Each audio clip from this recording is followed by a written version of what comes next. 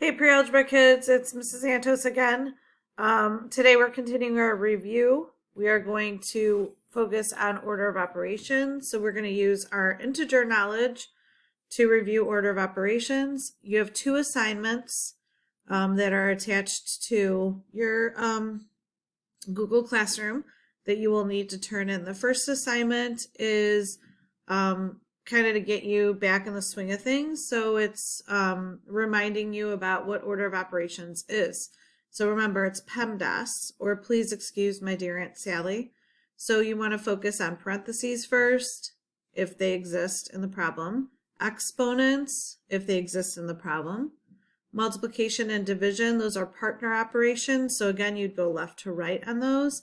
And then addition and subtraction, same thing, partner operations left to right. So the first assignment has a couple slides.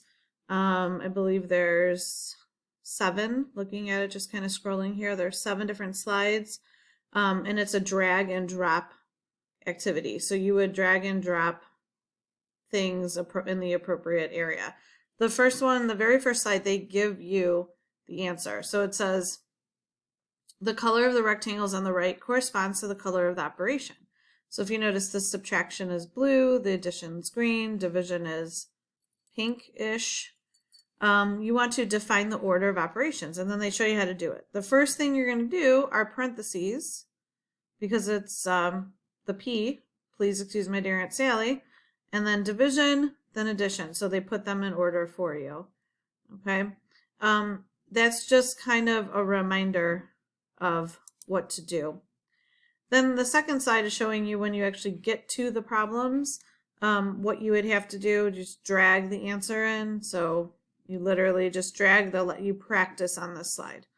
Okay, the next slides 3 through 7 are those activities. Okay, now when you're done with that, you're going to turn it into your Google Classroom assignment. Okay, try not to share it. If you share it, I'll get it, but I'd prefer that it goes through Google Classroom. So it's like one place for me to look at. Okay.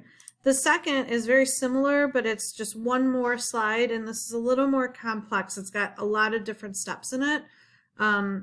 So there's 4 slides, but only one slide needs to be completed. The first slide has all the problems. The next slides are just area for you to work on.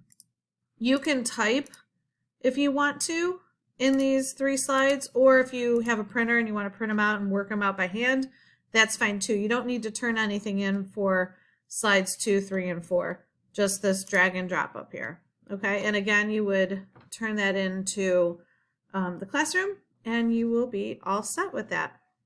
Okay, if you have any questions, don't forget to please go ahead and reach out, and I'll be happy to help you. Have a great day.